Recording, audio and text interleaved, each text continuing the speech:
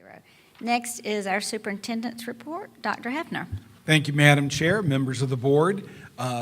It is indeed a thrill to be here at Nursery Road this evening, and it's already been cited from the very beginning by our chair and by our principal about the improvements that have been made on this campus. I think it's a wonderful time to point out the commitment that our district has, not only to build new buildings and renovate, and we hear a lot about our various construction projects, but it's most laudable that the district is committed to reinvesting in its existing schools.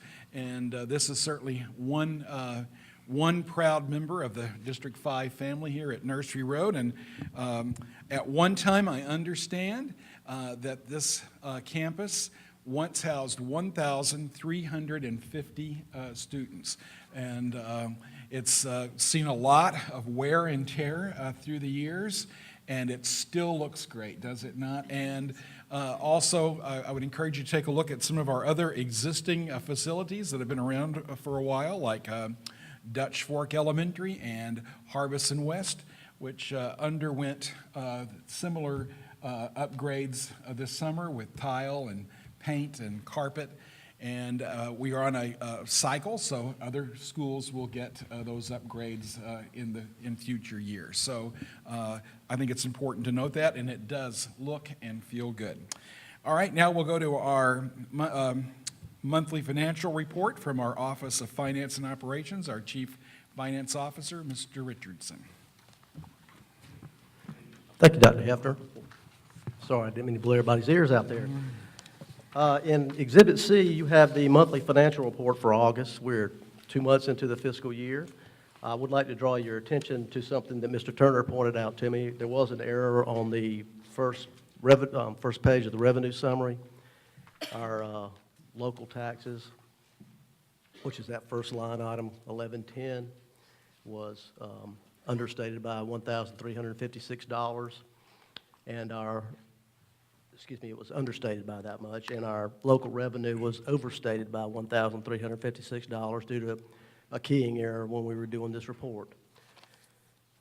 All other expenditures and everything are in line, and everything's looking good. Unless you have specific questions, I'll be glad to try to address them. Are there any questions? I just had one. You mentioned that this was caused by a key in there. That means somebody had to physically key this data in? Yes, sir. This is the, the detail that you see is actually coming out of our system, but we take that and key it into a spreadsheet. And I guess the follow-up to that, is this something that we can look this time next year, probably to have the kinks out, we'll be able to generate out of the new system that we hope is going to really change our lives? Absolutely. And I hope you won't see these kind of errors anymore. Well, I just couldn't, I realize you can do that with that many numbers. It's easy to do. I don't know how Mr. Turner catches it either. It's kind of like that magician that won America's Got Talent. I don't know how he does it, but he catches it. He does keep me on my toes. Okay.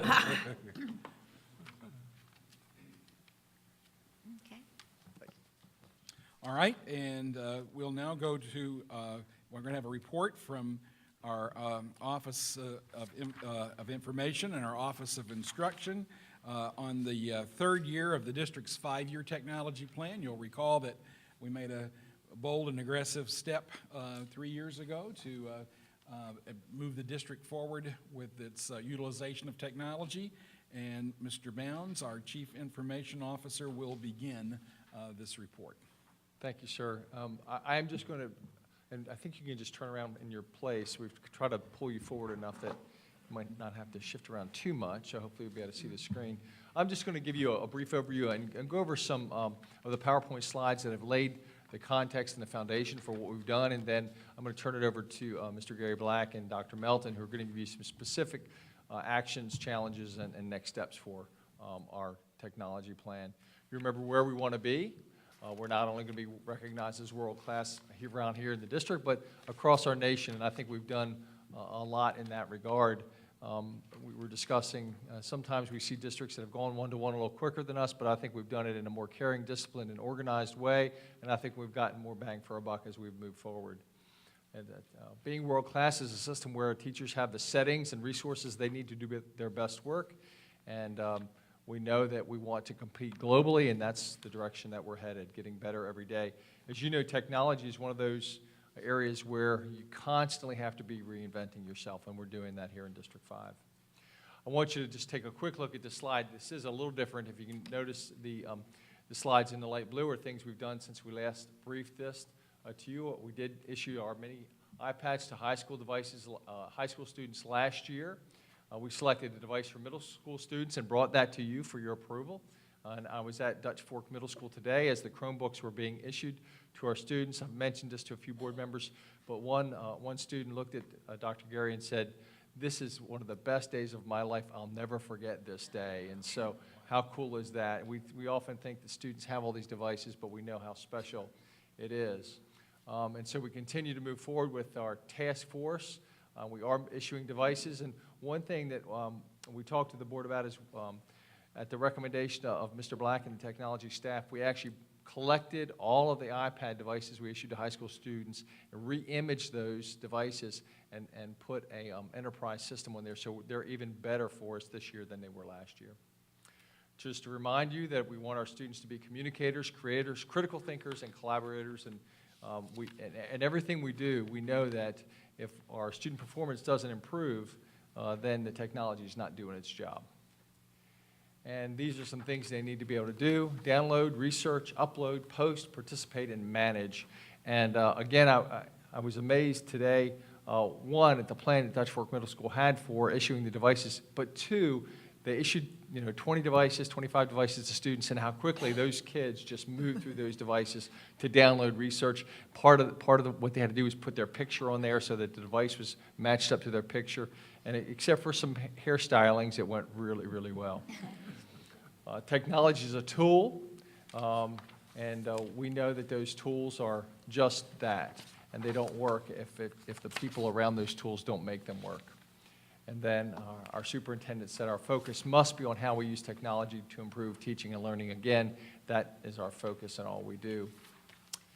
And we're going to be a place that has this robust infrastructure, this technology infrastructure. And so this is a lot of work. It's a lot of work for teachers and technology staff and other staff members to make sure that we're ready to move to the next generation of technology. And if you watch, I think the iPhone 6 is out, and there's always another device. And so we can't focus on one device or one technology system. We constantly have to be evolving. And that's what this next slide talks about, that we have to be a blended environment, adaptable to any device that comes along. And so we have coined that phrase, and we've trademarked that phrase, device adaptable technology system. That's our goal, that whatever device the students bring to school within certain parameters that we would set, we would be able to serve those students. And again, today I saw several students that decided not to take our Chromebook device and brought their own device in, and that didn't catch our teachers by surprise at all, and they were ready to serve those students. And so now I'd like to turn it over to Mr. Black, who's going to talk to you about some specific actions we took, some of our challenges and next steps. Thank you, Mr. Bounds. Hey, board. We're going to jump into some actions. Like Mr. Bounds said, we're going to cover some actions, challenges, and then next steps of what we faced over the last 3 years. We want to continuously enhance our infrastructure here in the district. Basically, our infrastructure is really the building block of everything that we do here in the district. We want to make sure our wireless infrastructure is constantly being increased every year.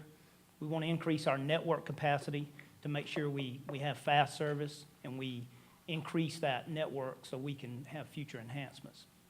We want to also enhance our bandwidth. We want to do that really annually. As you see, everything is going to streaming, YouTube. Everything out there is just streaming, and that's a big bandwidth hog. So we want to make sure we upgrade our bandwidth annually. We want to increase our storage capacity. As we're giving out devices, like Mr. Bounds said, we handed out the iPads this year, and then we started giving out Chromebooks this year. We've added about 10,000 devices to our network in the past month. So we have to make sure we've got storage capacity for those devices. So we grow that as we need, but it's kind of a moving target sometimes. We want to provide compatibility software platforms for the various devices. You know, our ultimate goal is to get to a DAT solution. So we want to make sure our software is compatible with any device we put on our network or attached to our infrastructure. So we want to keep adding to that software platform as necessary. We want to provide district-wide ongoing staff development. That's in my office as well as instruction across the district, really for all staff, because technology is just so integrated into what we do. Some more actions. We collected, like Mr. Bounds said, we collected and upgraded and redistributed the iPad minis at the high school level over the summer. And the reason we did that is Apple came out with some upgrades that made those devices more manageable. And we felt like taking them up, applying those updates, and then giving them back out to students was the best thing to do to enhance the instructional program as well. I want to provide all middle school students with devices. We started that this week. I was at Dutch Fork Middle as well. They gave out about 1,000 devices over there today, so I didn't know if I was going to have a job tonight or not, but it worked out well. They had a really good plan, and it was really a good show of teamwork, you know, between the school, the instructional department, technology department. It really worked well. We also want to make sure we watch our support for special technology requests across the district. We're focusing on the high schools and the middle schools, but we also have elementary schools really doing some great things. We have special programs within our middle schools and high schools as well, and we want to make sure that we're taking action on those programs as well as we're giving out devices. We want to hire and train technicians to support our technology effort. We want to make sure we hire technicians to maintain that balance. And we've been fortunate to hire new technicians and grow the program like we should, and I really appreciate that. We want to distribute the technicians so that they can provide responsive and effective support to the schools. I kind of look at the technicians and look at their skill set and kind of the demands of each school and make sure we have the right technicians in the right schools doing the right thing. And so far, it's been working out really well. And again, just continue the high-quality routine support to the elementary schools. We don't want them to feel like they're being left out because we're giving devices to the middle and high schools. We're making sure they get the same routine support, the same turnaround times as all the other schools. A few challenges we ran into by taking this journey. We just staying abreast of the technology, like Mr. Bounds was saying, it's an ever-changing really landscape out there with technology, and it's really changing in the education. There's always a great educational tool coming out daily, really. We want to plan for integrating new technology because it is a never-ending cycle. And biggest challenge is with wireless coverage. You know, everything today is going wireless, and finding and fixing those dead spots in our schools, that's always a challenge. Typically, teachers or students find them for us and say, hey, it doesn't work over here or something, so we're always trying to catch up with that. But we've really been upgrading our wireless pretty much yearly. Over the summer, we go in and hit certain areas to maintain that wireless coverage. And we want to make sure we're making upgrades and placing enhancements, you know, on the devices across the district.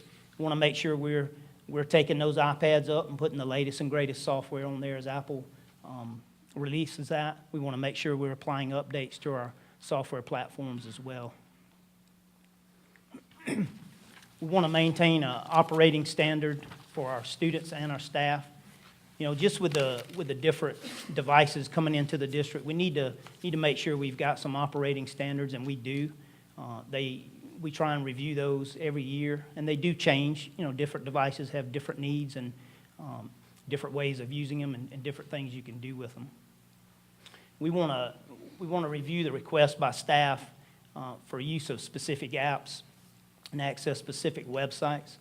Basically, what we're trying to do there is, you know, if you have a Chromebook, you have an iPad, they have different websites or different applications that they use. We want to make sure that we're we're reviewing those requests, and we're making sure we're allowing those apps to be on what devices and those kind of things, making sure that everything's running the way it should be with the different devices that are out there. And the next bullet item really lends to that as well. Ensuring staff members do not upload applications and programs that are not supported by our infrastructure. We're just making sure that the devices we put out there, that we're also following up with what programs will run on them and what we can support as a department and as a district. And then last but not least, responding to workarounds found or created by our tech-savvy students. That's probably our biggest challenge. But it's good. I mean, District 5, the students here they're just so smart with technology. Like Mr. Bounds was saying today, I was standing in some of the classrooms, and, the teacher was going through their slides, and all the kids are sitting there just like, we're already ahead of you. They've already done their stuff. So they didn't have a problem turning the Chromebook on and logging in and doing their picture and everything. But they pretty much keep us on our toes, with different things, and they're just so smart. And then we want to make sure we determine the best use of our resources, whether that be budgetary resources or manpower resources. We want to make sure we're leveraging that as best we can and doing the right thing with those resources. And then a few next steps. We want to continue giving out the middle school devices this week. We should have that finished up probably late Thursday, early Friday. We might have some makeups, and that's been going very well. We want to make sure our special needs students have the same technology support that's consistent with our general education students. They do have some different devices and demand different support, and we meet that need.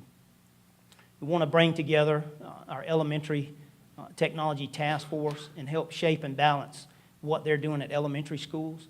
We want to make sure that what the elementary schools are doing really kind of filters up into what the middle and the high schools are doing as well. So we're all working towards the same goal.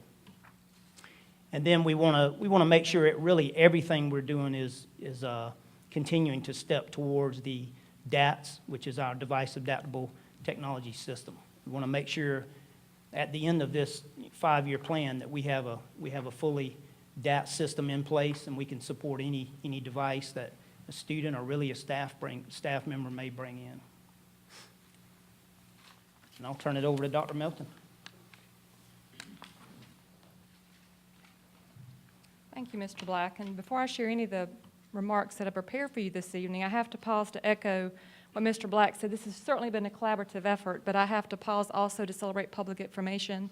These two departments have been instrumental to support instruction and make sure this has gone successfully and smoothly so that it can indeed impact instruction and achievement of our students. So thank you to both those departments and the many hands that have been involved with it. But also thank you to our school teams. I see Dr. Ross and Ms. Miller and Mr. Hutchison are all here, and those that aren't here, we have had numerous meetings throughout the last 2 summers, and these have been teams that have selected by our schools that have been a part of these conversations. And without their involvement, none of this could have been celebrated tonight. So we cannot overlook the work of our schools and the leadership under our administration. So thanks to all of them for those that are here this evening. For instructional action, some of the things that I've outlined for you, I'm looking more so at phase 2. Because I saw phase 1 is about the distribution and getting beyond the fear factor of how do I use this device and how can I plan for this instructionally with our students. So as you look to your slides on page 9, you see that we've created an I-5 vetting committee. And if you're curious about what that means, we're wanting to make sure that we bring together committees of teachers and voices of coordinators along with administrators to make sure that the things that we're using instructionally are aligned with our instructional purpose and to make sure they're standards driven rather than just a neat activity that kids may enjoy as far as entertainment. So we're looking to have a committee that will come together to look at apps and other resources, and once that committee has gone through a vetting process, then rather than each school having to look at that app individually, it will be shared across the system. So I'll use Mr. Hutchison as an example. If Crossroads Middle finds an app that they want their team to look at, the vetting committee will then go through it, and if they find it to be aligned with our instructional purposes and our standards, then that committee can be shared to other schools as well, which saves, of course, time for meetings because we have lots of meetings in School District 5, if you didn't know. So it's using our time more wisely, working smarter rather than harder. So the Measuring Success Committee that you see, bullet number 2, this is a committee that we're working on that will actually have its first meeting on October the 23rd. We want to make sure that as we look to our success, it's beyond just the distribution. It's beyond just how quickly and efficiently we're able to get devices in the hands of students, but what kind of an impact are we making instructionally, again, with Phase 2? Because Phase 1 has gone so successfully. So what kind of an impact are we making on achievement? So the Measuring Success Committee that we're designing is going to be teachers across various content areas. If we only pull together English teachers, then we're only looking at it through an ELA lens. We're making sure that we have teachers at different levels of proficiency, different levels of experience to make sure it's a broad committee that's guiding the work on how we want to measure this impact on achievement. The third bullet that you see about surveying and designing professional development, we have led individual sessions for teacher needs, we have led small group sessions, and we have led large group sessions. This is both school-specific but also district-specific, so there have been a variance of activities so that we can make sure that we support our teachers throughout their professional development last year and this year. And by doing that, we have used what we call an I-CAN survey a year ago. What can teachers do? So rather than having a deficit mindset, what are you able to do successfully now? And then we've used those results with our individual schools and also as a system to design the professional development that's the right fit for our next step. Next, you see for instructional actions, the organized and led orientation sessions for students, families, and staff. In case you didn't know, we have standardized our presentations for both the high school and also the middle schools. So regardless which school you're in, if you're in a middle school, you're going to see the same presentation another middle school sees. If you had a high school student receive an iPad mini, as a parent, you would have the same session no matter which high school you attend to make sure we have many voices and one message to prevent confusion. And all this information can be found on our I-5 website connected with the district site. I celebrate tonight, between year 1 and year 2 of the iPad distribution, we reduced the orientation from 45 minutes the first year down to 20 minutes the second year. So that is something that we have certainly tried to make sure the orientation has gone smoothly, but the expectations and the information is the same. And for the middle school level, today the variance is varied as far as how long it has taken because teachers want to make sure that students were comfortable, but I would probably argue to make sure teachers were comfortable leading these sessions as well. So they've taken on average from 15 minutes to possibly 35, perhaps 40 at the most. But that time has gone on. With each session a teacher has led, they became more comfortable to make the next session a little more time efficient. The second bullet, you see that we revised our observation tool. In School District 5, all of our administrators use something called Classroom Mosaic. This is an app actually created by some students at Dutch Fork High School who are now alumni of Dutch Fork High School and are selling this across the country. But they individualize it and make it unique to School District 5. So we've gone back to revise the app to make sure it includes technology integration.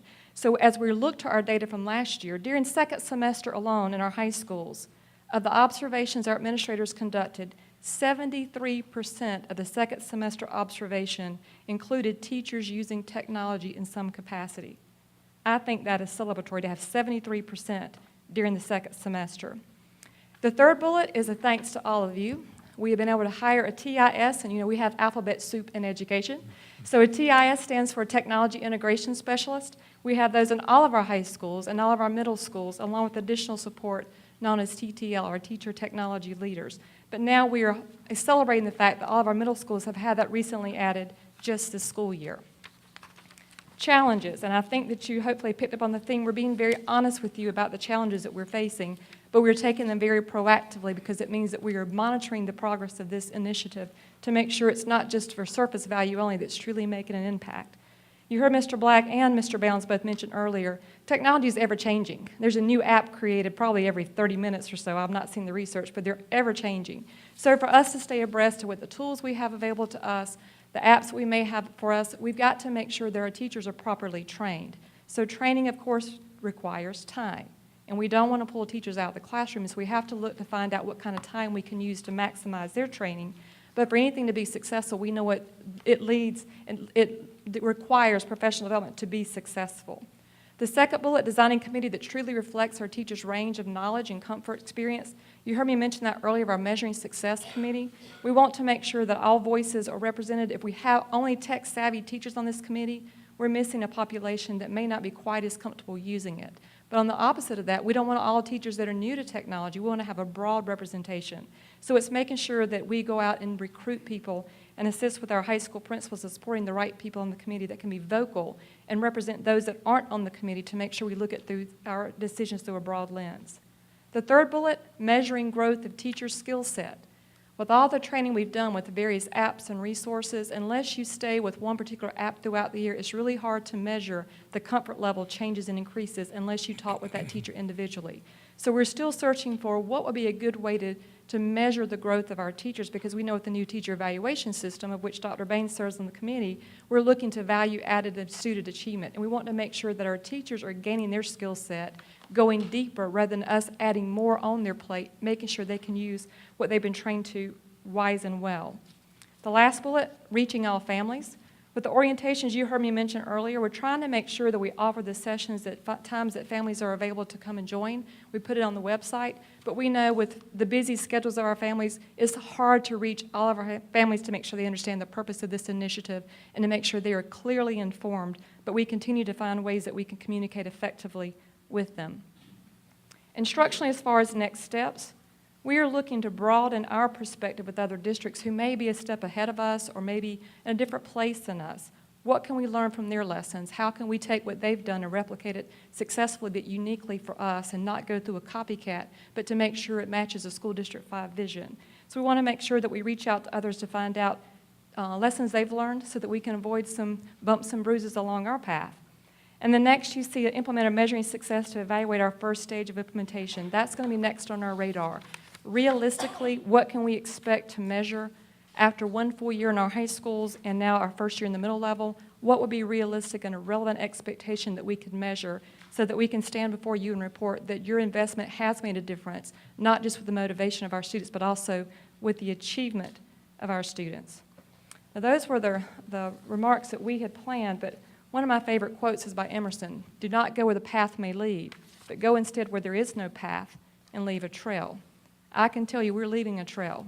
We may have gone a way that no one else has gone before us in School District 5, but the work of many of our teachers and our administrative teams and our departments, we are certainly leaving a trail, making a difference for our students, not just now, but also for tomorrow as well.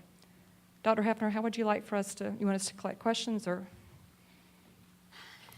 All right, this is wonderful. I'll open up for any questions from any board members. Mr. Turner. This is probably more a question for Mr. Richardson, but one of the challenges is dealing with the limited resources, part of which I'm sure is a financial aspect of that as well. We had a budget, I believe, we established for what the technology plan we would estimate it would cost. Are we able to stay in line with that budget? Excuse me, we have been, well, for the 2 phases of the implementation of the one-to-one devices, yes. And as a matter of fact, I believe we just made our last payment or are about to make our last payment on our iPads that were distributed last year. I think we have approximately $3 million set aside in each one of our capital budgets, which could change, obviously, but that's the way it's been for over the last couple of years to maintain and keep these things going. Mr. Gann. I don't really have a question, but I look at this progress and the steps we're taking. I'm extremely proud, and I agree with Dr. Melton. It's been a real collaborative effort from the community and all, and I really appreciate that. And I think I'm very cognizant of the fact that we watch some other districts take some steps, and we learn from that. And I know we're still talking to other districts, but that's amazing. And then hearing some of the things that you mentioned about the 73% in the second semester actually using in the day-to-day. It's wonderful. And something else you said that I think is so important, that we are measuring the growth of our teachers too.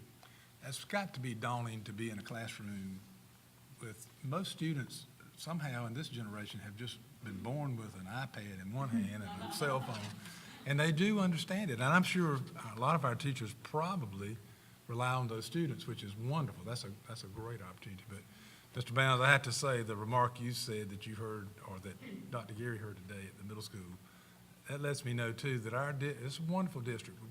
Not everybody is blessed with everything. We all know that. But to have a statement like this is the best day of that young man's life, that's wonderful. And I think that I'm most proud of everything I heard today, of that kind of reaching that we're able to do. And I hope other districts can do the same thing. But I'm proud of where we are. Appreciate all the hard work.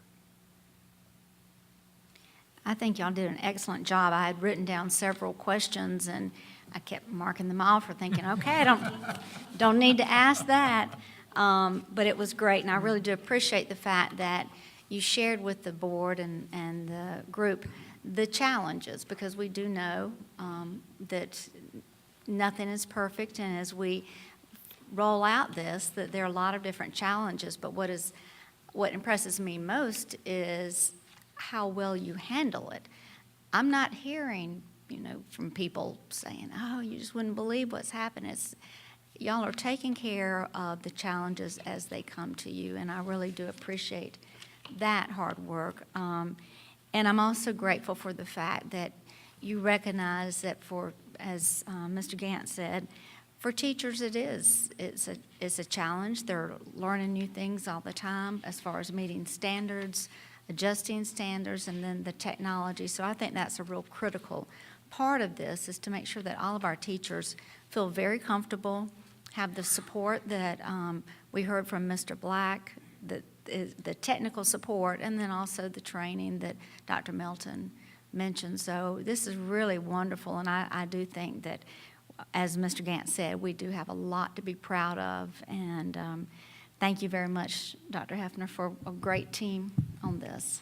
I'd like to express my appreciation to all of our folks. Again, it is a tremendous team effort, and our people have just performed exceedingly well. As was mentioned, there were other districts who got a lot of splash about one-to-one technology before us. However, I think it's important to remember a couple of data points. One is we still are an early adopter. We weren't the earliest adopters in the nation, but I think the statistic I saw recently is that still there are only about 25% of the districts in our country that are at the point we are in terms of where we are with technology. And as I think it was Mr. Gant who just mentioned, I think we're really kind of at a really enviable point, because among the early adopters, I feel very proud of what we've done, but particularly for us going to the device adaptable technology system. We made that conscious decision 18 months ago or so. Many of the early adopters are known as a one device system. Every single kid has that particular device. And our leadership made a decision that our kids were going to be able to live in a blended environment, that they were going to be exposed to multiple devices, multiple technologies, and that as they move from system to system, they would have that exposure, and we would constantly be adapting. And I think we are one of the earliest adopters of that particular approach, which I think is most enviable, and I'm very proud and very thankful for the good work our people are doing. That concludes the superintendent's report. Wonderful. Thank you very much.